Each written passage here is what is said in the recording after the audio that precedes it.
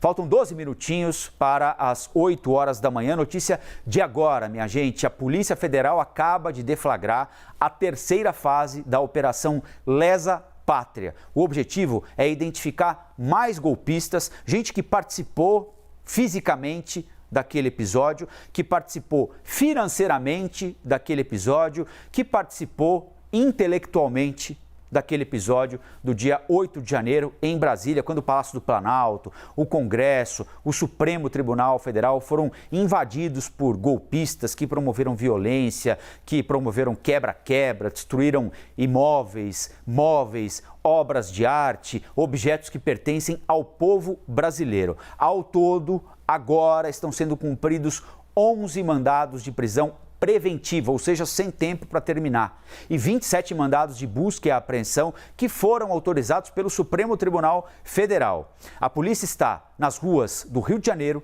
de Minas Gerais, de Santa Catarina, do Paraná, do Espírito Santo e também do Distrito Federal. Aos poucos, os golpistas estão sendo identificados. É um trabalho muito difícil, afinal de contas, muitos deles estavam encapuzados. A Basília Rodrigues está por aqui porque ela tem mais informações a respeito dessa operação para a gente, né, Basília?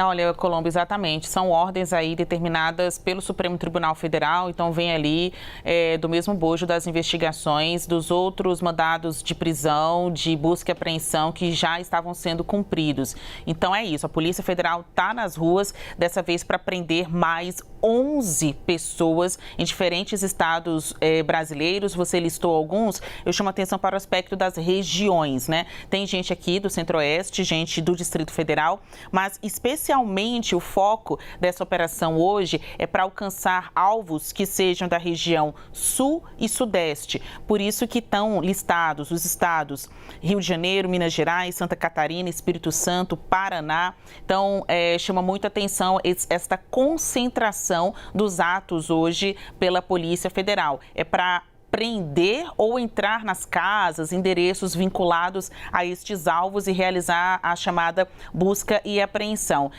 Tem muita gente que está com documentos, vestígios usados, né, vestígios que foram tirados desse 8 de janeiro, como roupas, bandeiras. Algumas coisas ficaram aqui em Brasília, a gente até apurou mais cedo, né, numa entrevista aqui no CNN, Novo Dia, com um perito criminal, que ficou muita roupa, mancha de sangue. Então tem muito elemento a fim de perícia e identificação destas pessoas que foram deixados para trás. Mas outros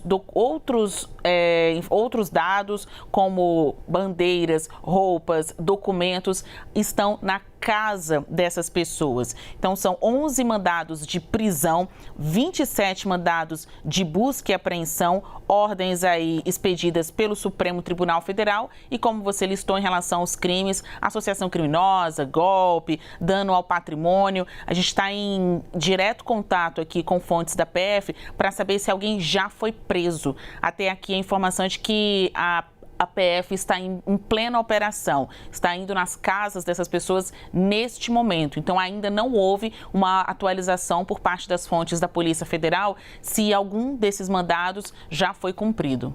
Obrigado, Basília. São 11 mandados de prisão, então, outros de busca e apreensão. Essa é uma operação que, segundo a própria Polícia Federal anunciou recentemente, deve ser permanente, ou seja, ela terá várias fases, porque, como nós mostramos, como as imagens do dia 8 deixam evidente, são muitos golpistas, muitos conseguiram escapar, estão em outros lugares do país, muitos ainda não foram identificados, outros estão em processo de identificação. A gente pode, inclusive, mostrar as imagens. O Supremo Tribunal Federal acabou de divulgar imagens da sua câmera de segurança ou das suas câmeras de segurança internas. Ou seja, essas pessoas, algumas delas já podem ter sido identificadas por envolvimento em outros episódios, passando pelo Congresso Nacional, pelo Palácio do Planalto, eventualmente podem ter sido identificadas participando de quebra-quebra em outros prédios públicos, mas outras só são identificadas, por exemplo, a partir dessas imagens. E a partir da divulgação pelo Supremo Tribunal Federal é que essas imagens vão começar a ser estudadas. Tem muita gente aí com o rosto coberto, não é? Tentando evitar a identificação. As câmeras foram quebradas, a gente mostrou aqui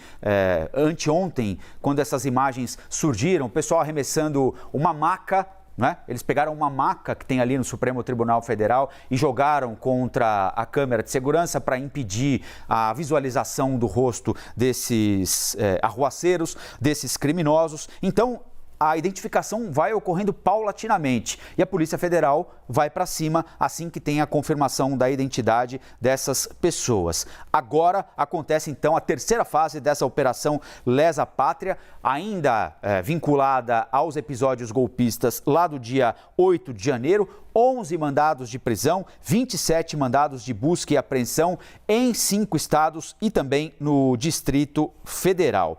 A intenção da Polícia Federal, a partir da autorização dada pelo Supremo Tribunal Federal, é prender vários desses terroristas e identificar também ir atrás de quem financiou, de quem possibilitou a permanência dessa gente naqueles acampamentos golpistas, ninhos de golpistas, não é? Além disso, também entender, olha, essa imagem sugere algo importante, sugere não, nos lembra de algo importante. As investigações da Polícia Federal também sim buscam compreender por que em determinado momento a Polícia Militar do Distrito Federal abriu mão de defender os prédios públicos. Essa que é uma atribuição constitucional da Polícia Militar do Distrito Federal. Aliás, ontem, naquele pacote pró-democracia, esse é o nome que está sendo dado pelo governo Lula, né? Aquele conjunto de alterações na legislação proposto pelo ministro Flávio Dino, há a previsão de criação de uma Guarda Nacional Civil sob ordens do Ministério da Justiça, e essa guarda seria responsável por zelar pela segurança dos prédios públicos em Brasília, por embaixadas, pelo Congresso Nacional, pelo Supremo, pelo Palácio do Planalto, por ministérios, e não mais a Polícia Militar do Distrito Federal, como acontece atualmente. Polícia mais bem paga do país, polícia paga pela União. Então, é fundamental entender por que é que nesse momento aí, por exemplo, os policiais recuaram.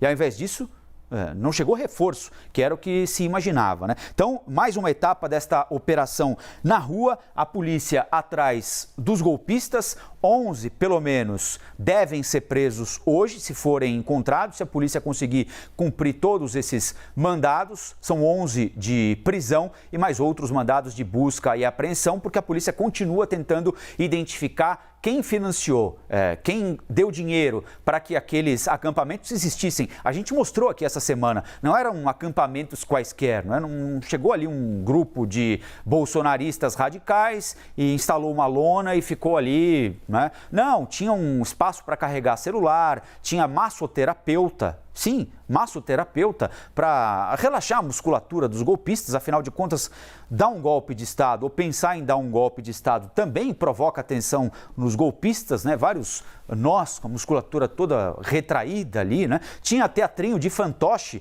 para as crianças. Sim, minha gente, havia crianças no acampamento golpista, pais e mães levaram crianças para aquele acampamento e elas eram distraídas, entre outras coisas, por teatrinhos proporcionados a elas. Tinha ambiente com atendimento médico, posto médico, né, para atender golpistas que eventualmente se sentissem mal, ali tivessem algum mal-estar, alguma coisa nesse sentido. Isso tudo custa dinheiro. Quem é que pagou essa gente toda? Quem foram os mentores intelectuais de tudo isso que aconteceu? Por isso também as operações de busca e apreensão, os mandados de busca e apreensão que foram autorizados pelo Supremo Tribunal Federal no inquérito que investiga os atos antidemocráticos do dia 8 de janeiro de 2023, o que para o presidente Lula foi uma tentativa de golpe de Estado. Nós seguimos acompanhando, seguimos monitorando a nossa reportagem espalhada pelo país, acompanhando o trabalho da Polícia Federal. Mais gente hoje vai para